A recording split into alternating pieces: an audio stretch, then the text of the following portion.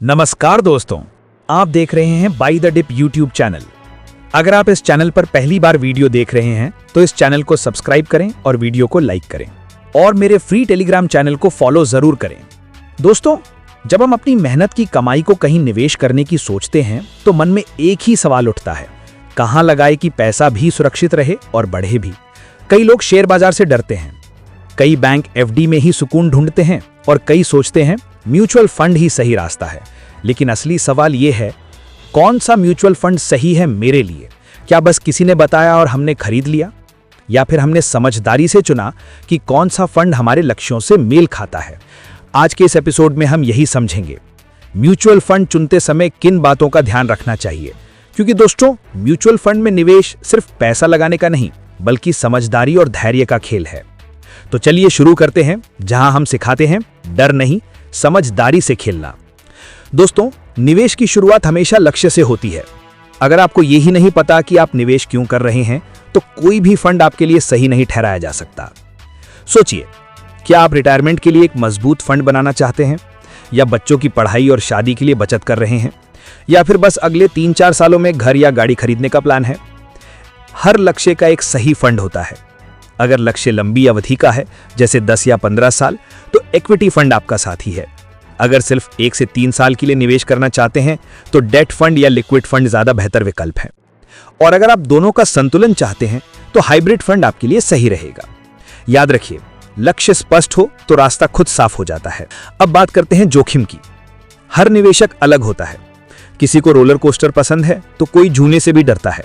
बिल्कुल वैसे ही हर mutual fund में रिस्क लेवल अलग अलग होता है। अगर आप ज्यादा जोखिम उठा सकते हैं और लंबी अवधि तक टिके रह सकते हैं, तो इक्विटी फंड से दूर मत भागिए। लेकिन अगर आपको स्थिरता चाहिए और मार्केट के उतार चढ़ाव आपको बेचैन करते हैं, तो डेट फंड आपके लिए सही रहेगा। और अगर आप दोनों के बीच में संतुलन चाहते हैं, तो हाइब्रिड फंड आपको आराम और रिटर्न दोनों देगा। याद रखिए, रिस्क का मतलब लॉस नहीं होता। रिस्क का मतलब वो मौका है जिसे आप पहचान नहीं पाए। इसलिए निवेश करने से पहले खुद से एक सवाल जरूर पूछें, क्या मैं मार्केट की गिरावट में भी शांत रह सकता हूं? अगर हां, तो इक्विटी सही है। अगर नहीं, तो धीरे धीरे सीखिए, समझिए, फिर बढ़िए। अब समझिए, निवेश में सबसे बड़ा जादू क्या है? वो है समय। कहते हैं, मार्केट को टाइम मत करो, मार्केट में टाइम बिताओ। मतलब अगर आप लंबे समय तक टिके रहते हैं, तो मार्केट की गिरावट भी आपके लिए वरदान बन जाती है। अगर आप सिर्फ 1 साल के लिए निवेश करना चाहते हैं, तो इक्विटी फंड भूल जाइए। वहां लिक्विड फंड या अल्ट्रा शॉर्ट टर्म फंड आपके लिए ठीक है। अगर 3 से 5 साल हैं, तो हाइब्रिड फंड अच्छा रहेगा। और अगर आप 5 साल या उससे ज्यादा समय के लिए निवेश कर सकते हैं, तो इक्विटी फंड, इंडेक्स फंड या फ्लेक्सी कैप फंड आपको शानदार परिणाम देंगे। समय वो औषधि है जो वोलेटिलिटी को ग्रोथ में बदल देता है। Time heals volatility. अब जब आपने लक्ष्य और समय दोनों तय कर लिए, तो अगला कदम है देखना कि जिस फंड में आप पैसा लगा रहे हैं, उसका इतिहास क्या कहता है। कभी किसी डॉक्टर के पास जाते समय आप पूछते हैं, कितना अनुभव है? तो फिर म्यूचुअल फंड में क्यों नहीं पूछते? हर फंड का एक ट्रैक रिकॉर्ड होता है। देखिए कि उस फंड ने पिछले 3, 5 और 10 सालों में कैसा प्रदर्शन किया है। क्या उसने अपने बेंचमार्क जैसे निफ्टी 50 या सेंसेक्स को हराया है? क्या उसने कठिन समय जैसे 2020 की गिरावट या 2022 की मंदी में स्थिर प्रदर्शन किया है? सिर्फ 1 साल का रिटर्न देखकर फंड मत चुनिए। कई बार छोटा रिटर्न बड़ा भ्रम पैदा करता है। कंसिस्टेंसी सबसे बड़ा संकेत है भरोसे का। अब बात करते हैं उस व्यक्ति की जो इस पूरी नाव को चलाता है, फंड मैनेजर। म्यूचुअल फंड सिर्फ कंपनी नहीं, एक टीम है और उसका कप्तान है फंड मैनेजर। कई बार हम कहते हैं कि इस फंड ने तो बहुत बढ़िया रिटर्न दिया, पर क्या हमने देखा कि उसे कौन संभाल रहा है? फंड मैनेजर का अनुभव, उनकी सोच, उनकी निवेश रणनीति, ये सब फंड के भविष्य को तय करते हैं। अगर किसी फंड का मैनेजर 10 साल से है और उसने कई बार मार्केट के उतार चढ़ाव में समझदारी दिखाई है, तो वो फंड भरोसेमंद है। म्यूचुअल फंड में पैसा नहीं, भरोसा निवेश होता है, और भरोसा आता है अच्छे प्रबंधन से। अब आते हैं उस हिस्से पर जहां अक्सर लोग चूक जाते हैं, एक्सपेंस रेशियो और एग्जिट लोड। ये वो छोटे शब्द हैं जो आपके रिटर्न को धीरे धीरे खा जाते हैं। एक्सपेंस रेशियो यानी एएमसी की सालाना फीस। जितना ज्यादा एक्सपेंस रेशियो, उतना कम फायदा आपको। इसलिए हमेशा कम एक्सपेंस रेशियो वाले फंड चुनिए। और एग्जिट लोड यानी अगर आपने फंड से पैसा जल्दी निकाल लिया, तो एक छोटी पेनल्टी लगेगी। कई बार ये 1% होती है, जो 1 साल से पहले निकलने पर काट ली जाती है। तो निवेश से पहले इन दोनों बातों को जरूर जांचिए। वरना आपका मुनाफा कागज पर रहेगा, जेब में नहीं। दोस्तों, अब बात करते हैं डाइवर्सिफिकेशन की, यानी सारे अंडे एक ही टोकरी में मत रखो। एक अच्छा म्यूचुअल फंड कई कंपनी और सेक्टर में निवेश करता है, ताकि अगर एक सेक्टर गिरे तो दूसरा संभाल ले। अगर फंड सिर्फ 2 या 3 कंपनियों पर निर्भर है तो वो खतरनाक संकेत है। लेकिन अगर उसका पोर्टफोलियो अलग अलग क्षेत्रों में फैला है, जैसे banking, FMCG, tech, pharma, infra, तो आप निश्चिंत रह सकते हैं। डाइवर्सिफिकेशन जोखिम को बांटता है, ये आपकी सुरक्षा ढाल है। अब सवाल उठता है कि एसआईपी करें या लमसम। अगर आप मार्केट के उतार चढ़ाव से डरते हैं तो एसआईपी यानी सिस्टमैटिक इन्वेस्टमेंट प्लान सबसे बेहतर तरीका है।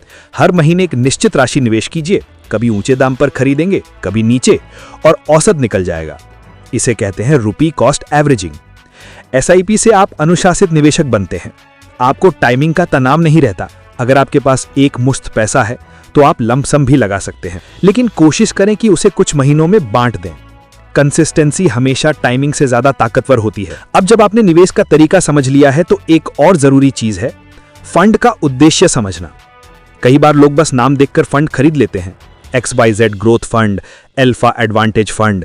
नाम तो अच्छा लगता है, लेकिन क्या आपने देखा कि वो किस कैटेगरी का है? हर फंड का मकसद अलग होता है। लार्ज कैप फंड में बड़ी कंपनियां होती हैं, स्थिर और भरोसेमंद। मिड कैप और स्मॉल कैप फंड में तेजी होती है, पर जोखिम भी उतना ही ज्यादा। ELSS फंड टैक्स बचत के लिए अच्छा है, और इंडेक्स फंड सस्ता, पारदर्शी और दीर्घकालिक निवेश के लिए शानदार है।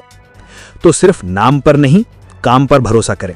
आपका लक्ष्य अगर फंड के उद्देश्य से मेल नहीं खाता तो वो फंड चाहे कितना भी ट्रेंडिंग क्यों ना हो, आपके लिए सही नहीं है। अब बात करते हैं टैक्सेशन की, वो चीज जो दिखती नहीं पर असर जरूर डालती है।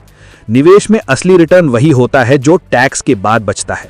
इक्विटी फंड्स में अगर आप 1 साल से पहले पैसा निकालते हैं तो आपको short term capital gain tax देना होगा, लगभग 15%। और अगर आप 1 साल से ज्यादा रखते हैं तो 1 लाख रुपए तक के मुनाफे पर कोई टैक्स नहीं, फिर 10% टैक्स लगता है। डेट फंड्स के नियम अलग हैं, वो आपके होल्डिंग पीरियड के हिसाब से टैक्स किए जाते हैं। इसीलिए निवेश से पहले टैक्स के नियम जरूर समझें, वरना हो सकता है कि आप सोचे रिटर्न बढ़िया मिला पर आधा टैक्स में चला जाए। दोस्तों, अब आखिरी और सबसे जरूरी बात, भीड़ के साथ नहीं, समझदारी के साथ चलिए। लोग क्या खरीद रहे हैं, कौन सा फंड ट्रेंड में है, ये सब देखना आसान है, पर निवेश वही सफल होता है जहां निर्णय आपके लक्ष्यों और आपकी सोच से मेल खाता है। याद रखिए, भीड़ हमेशा शोर करती है, पर समझदार निवेशक शांति से कमाल करते हैं। म्यूचुअल फंड कोई शॉर्टकट नहीं, ये एक यात्रा है जहां धैर्य आपका इंजन है और ज्ञान आपका स्टीयरिंग। तो जब अगली बार कोई पूछे कौन सा म्यूचुअल फंड सबसे अच्छा है, तो मुस्कुराइए और कहिए जो मेरे लक्ष्य, मेरे समय और मेरी सोच से मेल खाता है। याद रखिए दोस्तों, म्यूचुअल फंड में निवेश डर का नहीं, समझदारी का खेल है। हम उम्मीद करते हैं कि अगला म्यूचुअल फंड इसी सूझबूझ के साथ खरीदेंगे। और हां, अगर आप हमारे चैनल पर पहली वीडियो देख रहे हैं तो by the dip YouTube channel को सब्सक्राइब करें। वीडियो उपयोगी लगा हो तो लाइक जरूर करें, जहां हम सिखाते हैं बाजार में डर नहीं, समझदारी से खेलना। इसके अलावा छोटे बड़े अपडेट के लिए मेरे टेलीग्राम चैनल को फॉलो जरूर करें। हम मिलेंगे अगली बार एक नए विषय के साथ। तब तक के लिए जय हिंद, जय भारत।